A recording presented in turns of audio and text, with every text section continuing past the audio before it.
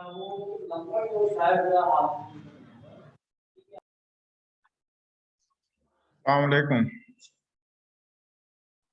वालेकुम अस्सलाम रहमतुल्लाहि व बरकातुहू। नंबर सिस्टम का तज़किरा चल रहा था, तो बताया गया था कि 4 सिस्टम होते हैं नंबर के। उसपे एक सिस्टम को जो हम और आप इस्तेमाल करते हैं उसको डेसिमल सिस्टम बोलते हैं। इसमें टोटल नंबरों की तादाद 10 बताया था और उसी 10 के बुनियाद पे कहा था कि उसका बुनियादी नंबर 10 होता है, इसलिए उसका जो पावर होता है नंबरों का वो 10 मिलता है। तो नंबर सिस्टम बाइनरी का था।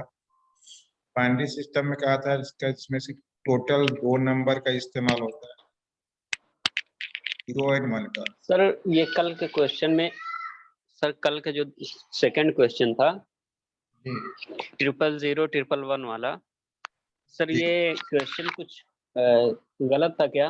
मतलब लास्ट में ये लेफ्ट साइड में 000 समझ में नहीं आया, क्योंकि जब इसके डेसिमल को बाइनरी में कन्वर्ट करते हैं सिर्फ 111 मिलता है हमको। व्हाट्सएप में डाला था ना? जी सर। व्हाट्सएप में कितना था? सर ये सबसे पहले तो हमने इसको बाइनरी को डेसिमल में कन्वर्ट किया था, 000 को 7 ट्रिपल मिला था। फिर सेवन को जब हमने बाइनरी में कन्वर्ट किया तो सिर्फ 111 मिला।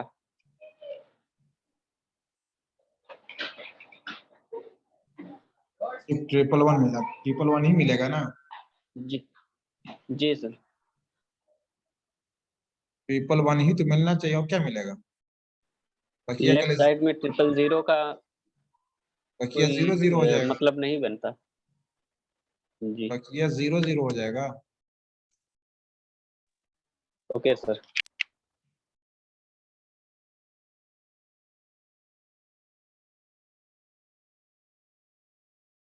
ओके, तो बाइनरी से डेसिमल में कैसे कन्वर्ट करते हैं उसका तरीका इन्होंने बताया था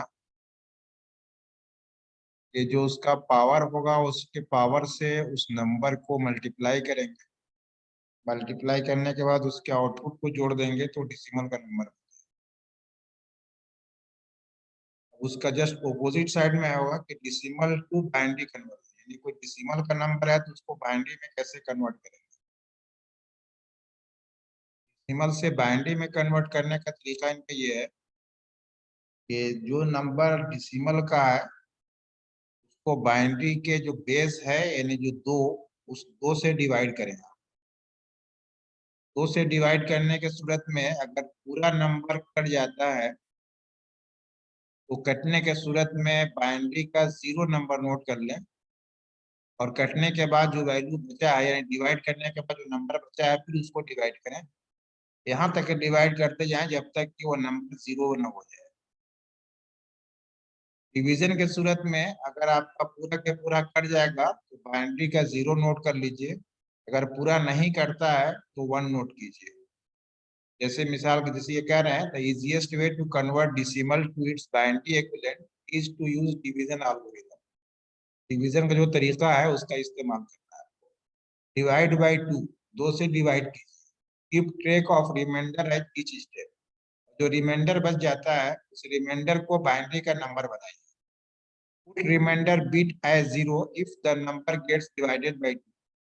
अगर 2 नंबर से पूरा के पूरा कट जाता है तो रिमाइंडर आप 0 नोट कीजिए, और अगर नहीं करता है तो 1 नोट कीजिए। Put remainder bit as 1 if that number is not divided by 2। तो रिमाइंडर 1 नोट करना है अगर आपका नंबर नहीं कटता है, और अगर कट जाता है तो 0 नोट करना है। जैसे इसकी मिसाल देख लें, आप स्क्रीन पे दिख रहा है नंबर। जी सर। ओके, जैसे यहाँ पे देखें आप, बाइनरी इक्विवेलेंट ऑफ 25। 25 का डेसिमल बाइनरी नंबर में क्या होगा, ये बाइनरी नंबर में कन्वर्ट करने के लिए, इसको आवाज नहीं मिल रही है? क्या लिखा हुआ है? हकीमुल हक।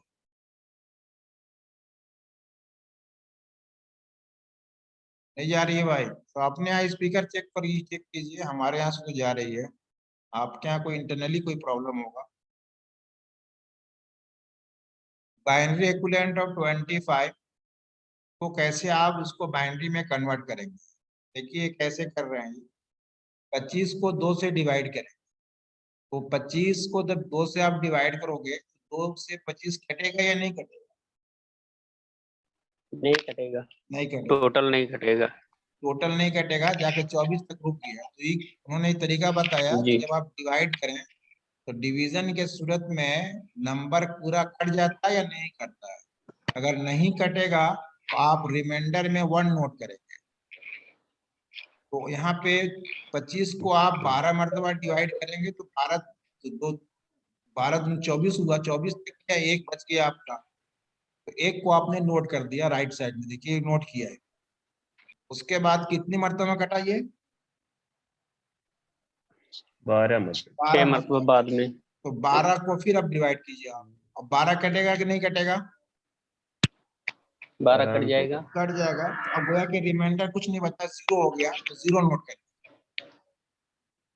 जैसे इन्होंने 0 नोट किया, फिर बचा कितना, कितने मरतबा कटा 12? 6 मरतबा में। 6 मरतबा। फिर 6 को आप डिवाइड करिए, 6 को डिवाइड करेंगे 6 भी कट जाएगा, 3 मतलब 3 मरतबा में कटेगा। जी।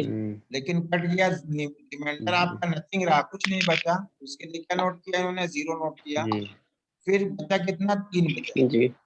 अब 3 को डिवाइड करें हम्म तो एक मरतबा में कटेगा जरूर, लेकिन एक बच एक बच जाएगा। जाएगा। 1 मरतबा। तो एक को बच नोट कर जाएगा। लिया। बचा कितना? 3 एक को डिवाइड करने के बाद एक मरतबा बचेगा ना। जी। जी। एक मरतबा कटा तो एक नोट आपने कर दिया। अब इसको कटने का कोई सवाल नहीं है, इसको आप बाइनरी का मोस्ट सिग्निफिकेंट बिट बनाएंगे आप। यानी इसको आप राइट में लिखेंगे और यहाँ से राइट लेफ्ट में लिखेंगे और इसको राइट से शुरू करेंगे आप। तो जहाँ पे LSB लिखा हुआ है, LSB को आप लीस्ट सिग्निफिकेंट बिट बनाएंगे और सबसे आखिर में जो 1 बच गया उसको मोस्ट सिग्निफिकेंट बिट बनाएंगे। क्लियर है? जी सर। ओके। इन्होंने 25 का इक्विवेलेंसी दिखलाया है 11110001। हम आपको देते हैं एक नंबर, तो नंबर आप नोट करें 30 का। 30 को और उसको 30। डिवाइड कीजिए, देखिए इक्विवेलेंसी में क्या आता है।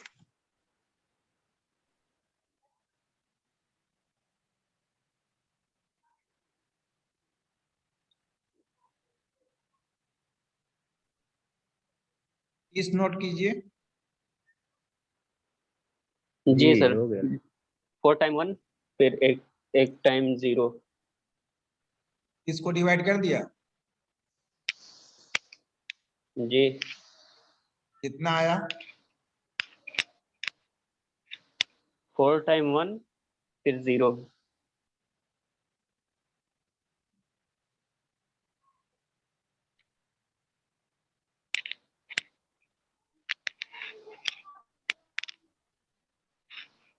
फोर्थ टाइम पहले 0 आया है। जी सर।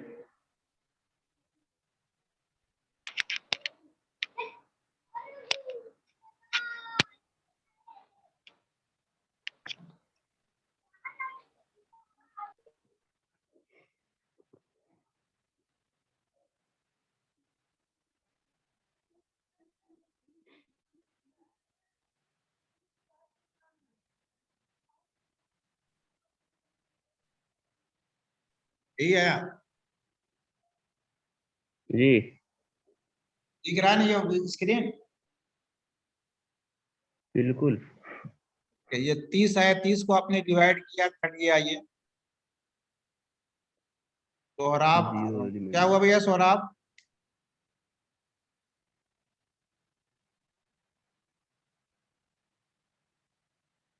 क्या दिक्कत है?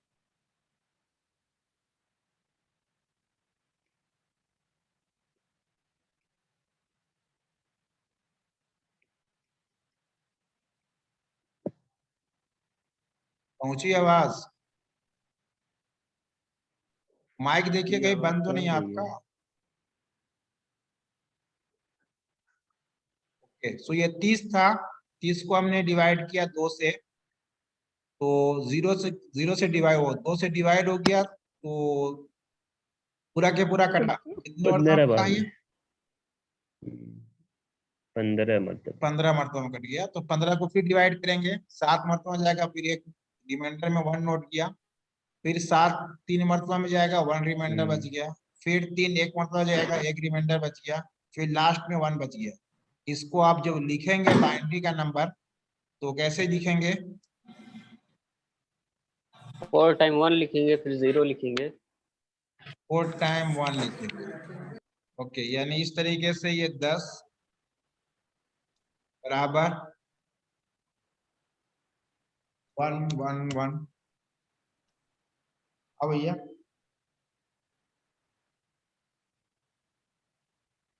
1 1 1 0 पूरा नहीं मिलेगा, किसी किताब में कहीं से कटेंगे। हाँ, देरी बैठोगे?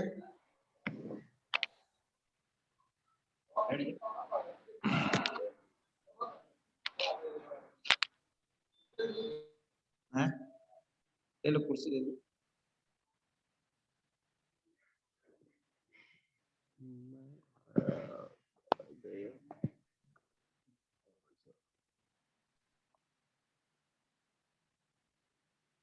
समझ में आ रहा भाई?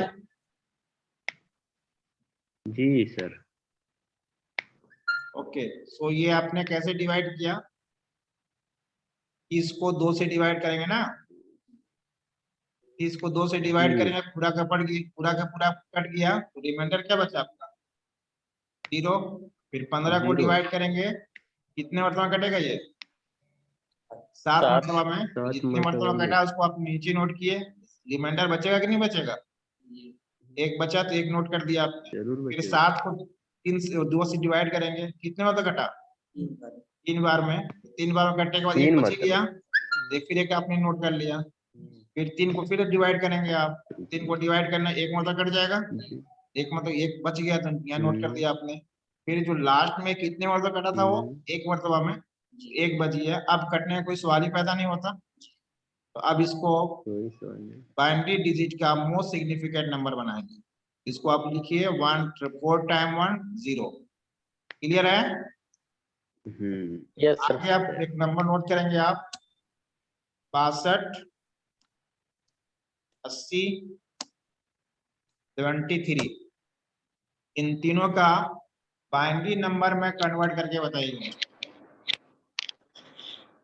62 80 और क्या बताएं 62 सर? 80 73, ये आप नोट कर लीजिए।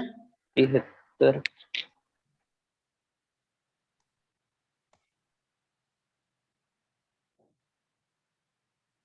ठीक है, ओके। तो ये रहा आपको डिसिमल से बाइनरी में कन्वर्ट करना और बाइनरी से डिसिमल में कन्वर्ट। अब 2 चीजें आज आपको ये समझाएंगे। कंप्यूटर के जबान में एक कोड को बोलते हैं एस्काई कोड और दूसरे कोड को बोलते हैं यूनिकोड। बातें बहुत तफसील से की इन्होंने, हम शॉर्ट में समझा के गुजर जाएंगे। एस्काई कोड का मतलब होता है American standard code for information interchange. ये फुल फॉर्म लिखा है, कॉपी हो तो नोट कर लीजिएगा, American standard code for information interchange. Computer की जबान में जो भी हम अलिफ से लेके या तक, ए से लेके जेड तक, 0 से लेके 9 तक, या कुछ अलामात मसलन @ है, हैश का चिन्ह है, स्टार है, वगैरह वगैरह, ये जो भी अलामात हैं, इन अलामात के कंप्यूटर में खास कोड बनते हैं। मसलन ए लिखेंगे तो ए का कोड नंबर में मसलन 62 है, बी के लिए 63 है, सी के लिए 64 है। तो ये जो कोड बनाने वाले ने बनाया, उस कोड का नाम दिया इन्होंने American standard code for information interchange. तो कंप्यूटर में जो ही आप कीबोर्ड में जो ही आप ए दबाएंगे तो उसके मेमोरी में ए नहीं जाएगा, कौन सा अदद जाएगा? 62 जाएगा। और 62 खुद ये एक बाइनरी में बाद में भी कन्वर्ट हुआ है, लेकिन जो अदद रिप्रेजेंट करेगा वो 62 करेगा। इस तरीके से कंप्यूटर के माहिरीन ने कोड बनाया। कोड जो पहला कोड बनाया था उस कोड का नाम दिया था American standard code for information interchange. उसको लिखते हैं ये ASCII character encoding provided a standard way to represent character using numeric codes. ASCII character जो है ये क्या करते हैं, को एक मियारी तरीका देते हैं कैरेक्टर्स को रिप्रेजेंट करने का न्यूमेरिक कोड का इस्तेमाल। यानी इस कोड के जरिए से आप जो भी कैरेक्टर्स यूज करेंगे उस कोड को न्यूमेरिक कोड में कन्वर्ट करता है। अब इस कोड के अंदर कितने हरूफ के लिए कोड बनाए गए हैं तो आगे लिखते हैं these include upper and lower case alphabetic characters, numbers and punctuation symbols। जो कोड बना इस कोड के अंदर आप अंग्रेजी के हरूफ तहजी अपर केस के हो या लोअर केस के हो, तो अपर केस में या लोअर केस में अगर टोटल जोड़ देंगे तो कितने होंगे हरूफ तहजी, कितने होते हैं अंग्रेजी के? बता भाई। 26 छब्बीस होते हैं। 36 26 26 तो 26 है। तो 26 लोअर केस में, लोअर केस मतलब छोटा हरूफ हुआ और अपर केस का मतलब बड़ा हरूफ। तो बड़े में लिखें या छोटे में लिखें, कितना होगा जी। टोटल करेंगे? 26 दूना 52 हुए प्लस 52 52, ठीक है वही 52 हुआ। फिर नंबर में 0 से जी, लेके जी। 9 तक, 0 से लेके 9 तक का नंबर की कोडिंग करनी। और पंक्चुएशन मार्क बोले, पंक्चुएशन मतलब जो रूमीज़े औकाफ होते हैं, full stop, question mark, inverted comma, ये सब क्या है वो पंक्चुएशन सिंबल्स है। इनके लिए कोड बनाया। Punctuation symbols. ASCII was actually designed for use with teletype and so the description are somewhat obscure। अब यहाँ पे दिक्कत क्या हो गई कि इन्होंने ASCII कोड जो बनाया वो किसके लिए बनाया? अंग्रेजी के हरूफ तहजी के लिए, खा वो अपर केस में हो या लोअर केस में हो, नंबर के लिए बनाया और कुछ पंक्चुएशन मार्क के कोड बन गए। अब जब इसके अलावा दूसरी जबान में अगर काम करना हो, मतलब उर्दू में लिखना है, हिंदी में लिखना है, मलबारी में लिखनी है, मुख्तलिफ जबानों में काम करनी है, तो वहां ये कंप्यूटर उस वक्त ASCII कोड सपोर्ट नहीं करता। यही वजह है कि आज से 15-20 साल पहले कंप्यूटर के अंदर उर्दू में काम नहीं होता। ठीक है, उर्दू में काम भी होता तो वो इधर उधर करना, जैसे अभी आप डायरेक्टली अपना कोई भी प्रोग्राम खोलते हैं, मैसेज टाइप करना होता है तो उर्दू में टाइप कर लेते हैं, ईमेल करना है तो आप उर्दू में कर लेते हैं। लेकिन कल के डेट में आज से 15 साल पहले कोई अगर उर्दू में मेल करना चाहता तो नहीं कर सकता। उसकी वजह क्या थी? वही ASCII कोड का। कंप्यूटर सिर्फ इसी ASCII कोड को सपोर्ट करता है। जब इस ASCII कोड को सपोर्ट करेगा तो उस सूरत में इतने कैरेक्टर्स में तो आप लिख सकते हैं, यानी आप अंग्रेजी ग्रुप लिख सकते हैं, नंबर लिख सकते हैं। लेकिन जो ही आप उर्दू के केस में या इसके अलावा दूसरी जबान में काम करेंगे तो वहां पर सपोर्ट नहीं कर पाता। बहरहाल तो इस प्रॉब्लम को दूर करने के लिए एक दूसरा कोड बनाया यूनिकोड का। यूनिकोड का मतलब होता है यूनिवर्सल कोड। जब यूनिवर्सल कोड बन गया तो ये जो सपोर्ट कर रहे थे सिर्फ इतने हुरूफ को या अलामात को, इसके अलावा और भी दूसरे कोडिंग की जब सहूलत आ गई तो जबान की जो बैरियर और रुकावट कंप्यूटर में था वो खत्म हो गया। अब कंप्यूटर के अंदर आप किसी भी जबान में काम कर सकते हैं। तो हासिल ये है कि कंप्यूटर में काम करने के दो कोड बनाए गए। एक कोड का नाम American standard code for information interchange है, जिसके अंदर कोडिंग मखसूस हुरूफ के लिए और मखसूस अलामात की कोडिंग मौजूद थे। बकिया की कोडिंग मौजूद उसमें नहीं बकिया की कोडिंग अवेलेबल या दस्तयाब नहीं। उस बैरियर को खत्म किया किसने? ASCII कोड ने। देखिए आगे लिखते हैं ये ASCII code are broadly classified into 3 group: non printable ASCII code, printable ASCII code, extended ASCII code. Non printable ASCII code में कौन कौन से थे? 33 non-printable special characters. The first 32 character decimal value from 0 to 31, which represent letter, digit, punctuation mark, and few miscellaneous symbols. तो इतना आप याद रखें, 33 हरूफ इसमें आ गए जो नॉन प्रिंटेबल कैरेक्टर्स में है। 33 प्लस, अब ये समझा रहे देखिए आप, ये कोड है इनका डेसिमल का 1 2 3 4 5, ये हेक्सा का है, ये नल कैरेक्टर्स है आपका। तो जब कीबोर्ड में आप स्टार्ट बटन दबाते हैं, एक स्पेस दबाते हैं, डिलीट की दबाते हैं, तो कोई प्रिंट तो नहीं आता, लेकिन उसका भी कंप्यूटर में कहीं ना कहीं कोड बनता है।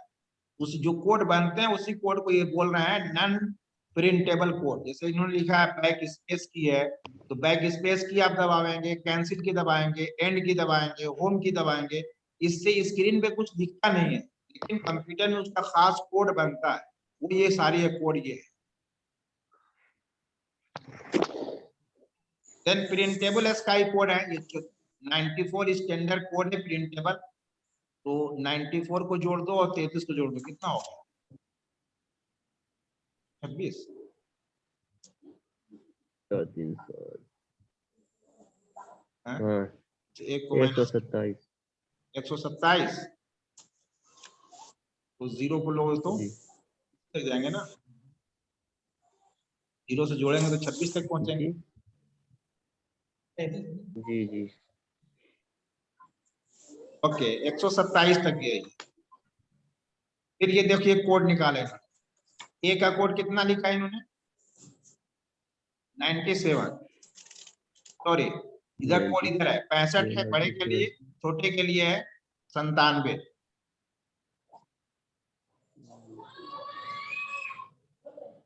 ओके, ये सारे कोड्स बने हुए हैं, तो हमको इतनी तफसील नहीं जाननी, हमको इतना जानना है कि कंप्यूटर के अंदर जो वैल्यूज हम इंटर करते हैं या सेव करते हैं या काम करते हैं, उसके लिए दो कोडिंग सिस्टम बनाया गया। एक कोडिंग का नाम स्काई कोड रखा और दूसरे का नाम यूनिकोड रखा। स्काई कोड के अंदर जो टोटल हरूफ ला सकते हैं वो कितने गए? 127। कुछ और बढ़ाया उन्होंने, जी extended sky uses 8 instead of 7 bit which adds 128 additional character, 128 का बढ़ाया। तो हासिल ये निकालेंगे आप कि स्काई कोड में टोटल कैरेक्टर की जो सपोर्टिंग हो सकती है वो 128 की हो सकती है। Numeric 0 to 9, upper case, lower case, first 32 bit characters हैं।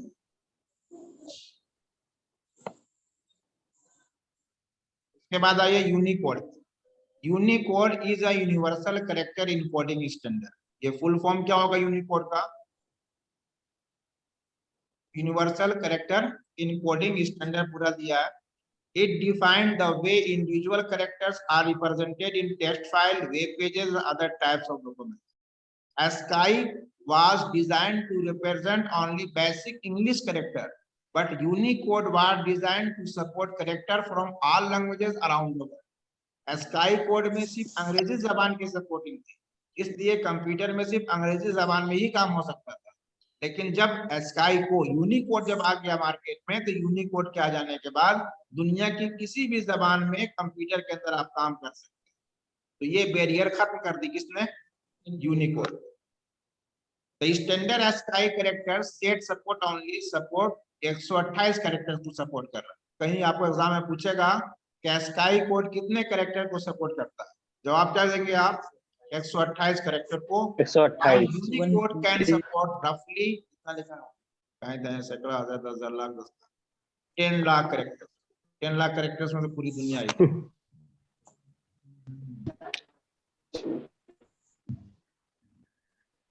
तो ये दो कोड आप याद रखें।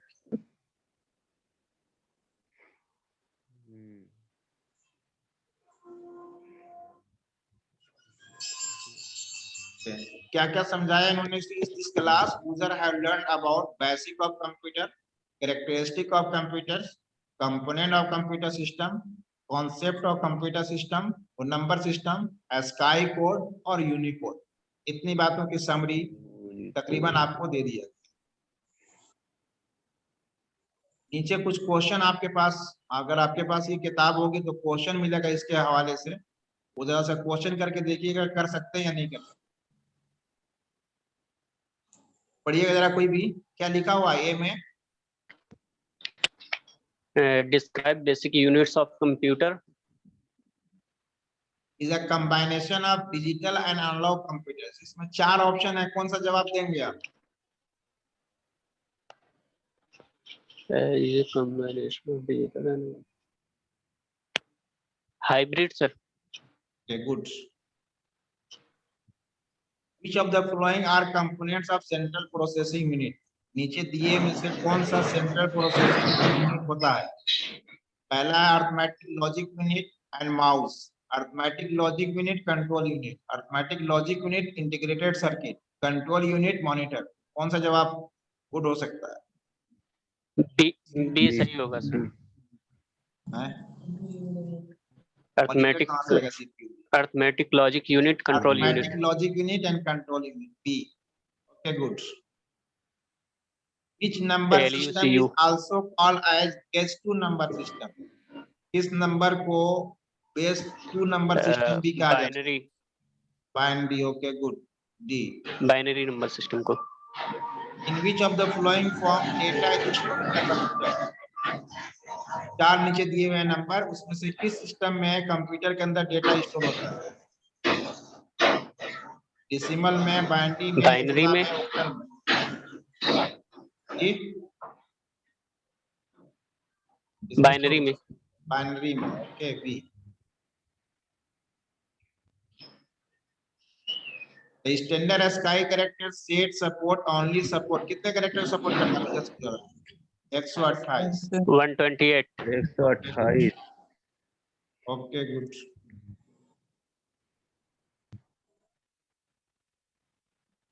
Unicode was designed to support character from all languages around the world. सही है या गलत? True. सही है। ASCII stand for American Standard Code for Information Interpreters. गलत है या सही? गलत गलत गलत है, इंटरचेंज का। जी। The decimal number system has a base 10 as it uses 10 digit from 0 to 9. सही है गलत? ट्रू। ट्रू है, क्योंकि उसमें 10 ही नंबर होता है ना, तो उसका 10 है, इसलिए उसका बेस भी कितना जी सर। होगा? 10 होगा। 10। ये रही बात।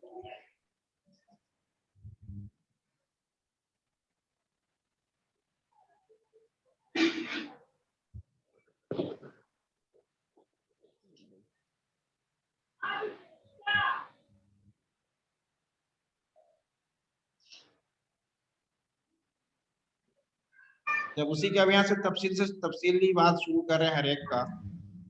Introduction to computer organisation, computer में काम कैसे कैसे होता है, डायग्राम को समझ करके आप समझ सकते हो कंप्यूटर काम कैसे करता है। नक्शे को देखें जरा सा। इनपुट यूनिट है, इनपुट यूनिट से डेटा कहाँ जा रहा है? स्टोरेज में जाएगा। स्टोरेज में गया, फिर स्टोरेज से कहाँ आया? स्टोरेज से फिर हाँ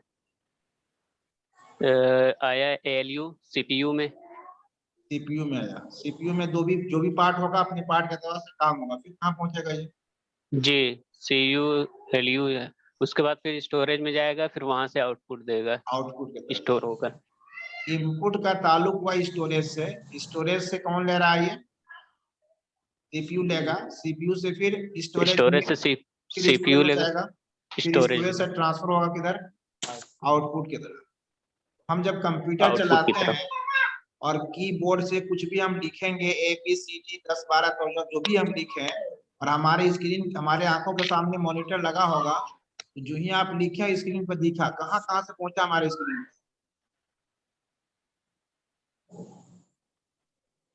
बताइए। पहले हमने इनपुट दिया, फिर वो इनपुट दिया, जैसे आपने 5 दबाया स्क्रीन पे दिख जाता है 5। टाइम नहीं लगता है, जैसे आप दबाओगे 5 पहुंचता कहाँ है? जी। सारी प्रक्रिया बड़ी तेज होती है, लेकिन वो जितनी प्रक्रिया से गुजरा है वो अंडरस्टूड रहा, उतना इंसान फील नहीं कर पाता कैसे कैसे हुआ। लेकिन कंप्यूटर के वर्किंग साइकिल में क्या होगा? आप जो ही आप इनपुट दबाएंगे वो स्टोरेज में जाएगा, स्टोरेज से कंट्रोल यूनिट सीपीयू को ट्रांसफर करेगा, सीपीयू अपना काम करके फिर स्टोरेज में डालेगा, फिर आउटपुट की तरफ ट्रांसफर करेगा। ये जो यहाँ पे स्टोरेज यूनिट है, ये कंप्यूटर की प्राइमरी मेमोरी होती है। प्राइमरी मेमोरी यानी रैम। कौन सी मेमोरी होगी? जी रैम की होगी। प्राइमरी। जो स्टोरेज यूनिट बोल रहे हैं, रैम। स्टोरेज यूनिट तकरीबन रैम की मान लेंगे आप। जी ठीक है। रैम का नेचर कैसा है? रैम का फुल फॉर्म होता है रैंडम एक्सेस मेमोरी। इसकी भी तफसील है जो आगे चल के रैंडम एक्सेस डिस्कस मेमोरी। करेंगे। इस मेमोरी का नेचर कैसा है? जब आपका कंप्यूटर ऑन रहता है, जब तक कंप्यूटर आपका ऑन रहेगा, इस मेमोरी ये मेमोरी काम करता है, यानी उसके अंदर डेटा स्टोर रहता है। तो ही पावर जाएगा तो वो डेटा आपका लॉस हो जाएगा। ठीक है, तो दिमाग में अब एक क्वेश्चन बना के जी रखिएगा सर। कि जब डेटा लॉस हो जाएगा तो हमारा डेटा परमानेंट या मुस्तकिल तौर से महफूज कैसे रखेंगे? अगर ये मेमोरी में, इस मेमोरी में जो भी डेटा जाएगा वो पावर पर ही डिपेंड है। पावर रहेगा तो डेटा रहेगा, पावर चला गया तो डेटा चला गया। तो अगर हमको बाद की इस्तेमाल के लिए डेटा रखना होगा तो हम कहाँ रखेंगे उसको? ठीक है, इस क्वेश्चन का सोल्यूशन जब हम मेमोरी को जी डिस्कस सर। करेंगे तो वहां बताएंगे। तो ये वर्किंग साइकिल रहा जी इनपुट सर। का, स्टोरेज का, सीपीयू का, देन आउटपुट का।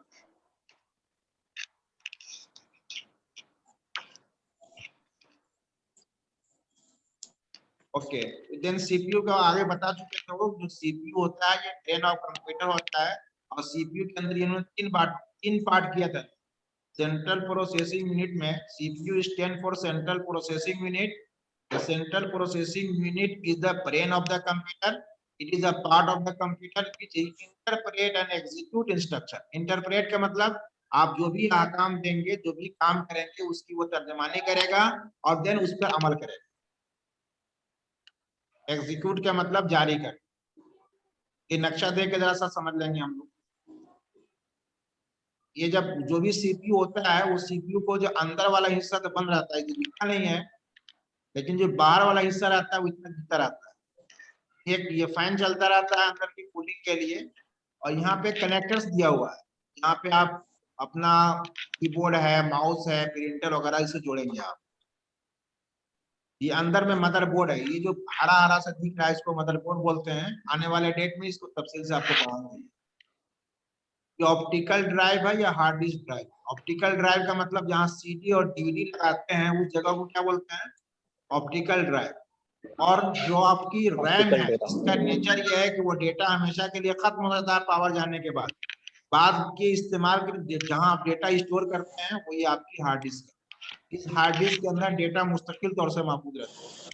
इसलिए कंप्यूटर में जो आपकी मेमोरी होती है वो दो तरह की मेमोरी होती है, एक प्राइमरी मेमोरी और एक सानवी मेमोरी। सानवी मेमोरी मुस्तकिल डेटा को स्टोर करने के लिए इस्तेमाल करते हैं, और प्राइमरी मेमोरी सिर्फ कंप्यूटर को ऑन करने के वक्त डेटा जो भी हमको यूज करना होता है वो डेटा उसमें स्टोर रहता है। ये देख लें आप, ये जो नक्शा दिखला रहा है, it is also known as a microprocessor और प्रोसेसर। जो सीपीयू जिसको आप बोल रहे हो, वो सीपीयू पूरा डब्बा नहीं है, बल्कि वो सीपीयू कौन सा है? ये जी, छोटा सा आइटम दिख रहा है ना, ये जो नक्शे में दिख रहा आइटम को प्रोसेसर बोलते हैं। यही प्रोसेसर, है। जी यही सीपीयू है। ये सीपीयू इसी मदरबोर्ड पे लगा होता है। लेकिन चूंकि इसमें जितने कंपोनेंट्स हैं, इन सारे कंपोनेंट में सबसे मेजर पार्ट कौन सा है? ये सीपीयू है। इसलिए सबसे अहम सीपीयू। पार्ट ये सीपीयू है, इसलिए पूरे डब्बा को नाम क्या दे दिया? सीपीयू का। सो कहते हैं ना कि जूस का नाम सीपीयू। दिया या कुल का नाम जूस को दिया, वही कुल तरीका का नाम। है। जूस है जी वो, लेकिन पूरे का नाम सीपीयू दिया है। समझ में आ रहा भैया? यहाँ देखिए ये सीपीयू लगा रहा है, ये जी सीपीयू सर। लगा रखा है। ये पूरा मदरबोर्ड का प्लेट है, इसी मदरबोर्ड प्लेट पे ये सीपीयू लगा हुआ है। कंप्यूटर के जितने पार्ट्स होते हैं वो सारे पार्ट, सबसे महंगा पार्ट यही होता है। CPU contains arithmetic and logic unit and control. CPU के अंदर दो पार्ट होंगे, कौन कौन? Arithmetic and logic unit and control. Arithmetic. Okay, arithmetic and logic unit जो है, अरिथमेटिक दो काम बता दिया उन्होंने। अरिथमेटिक का मतलब हुआ हिसाब से रिलेटेड जो काम होगा वो अरिथमेटिक हो गया, और लॉजिक का मतलब ईमानदाराना काम होगा। जैसे कभी किसी को मुआवजा करना है, ये छोटा है या बड़ा है, ये बड़ा नहीं है, इस तरह के जो काम होंगे वो लॉजिकल में आएंगे। ये समझाया है अरिथमेटिक में ये काम होते हैं, प्लस है, माइनस है। ये जो स्टार वाला चिन्ह है ना, स्टार का चिन्ह कंप्यूटर की टर्म में जिसको आप कट का निशान लगाते हो ना मल्टीप्लाई करने के लिए, कंप्यूटर में कट का जी निशान, एक्स वाले निशान नहीं लगाना है। इसकी जगह पे क्या लगेगा? स्टार लगेगा, स्टार। कि स्टार से मल्टीप्लाई का काम। फिर ये लॉजिकल यूनिट का काम ये होता है, दो वैल्यू को कंबाइन करने के लिए एंड है, ये अलामत इस्तेमाल करते हैं। एंड के लिए ये अलामत है, आर के लिए ये अलामत है, नॉट के लिए ये अलामत। ये तफसील से जब पढ़ेंगे तो वहां बातें हमको समझ में आ जाएगी। ओके, जो कंट्रोल यूनिट जो काम करता है वो डेटा का फॉलोइंग का काम करता है। एक जगह से डेटा, जैसे हमने कीबोर्ड पे दिया, मॉनिटर पे पहुंचना है, मॉनिटर से आपका मेमोरी में पहुंचना है, तो ये जो लाने ले जाने का काम करता है वो कौन करेगा? कंट्रोल यूनिट करेगा। कभी कंट्रोल यूनिट वायर की मदद से भी काम करता है, कभी बगैर वायर के, कुछ प्रोग्रामिंग की मदद से काम करता है। इसलिए दो नाम दिया है, हार्ड वायर कंट्रोल और माइक्रो प्रोग्राम कंट्रोल।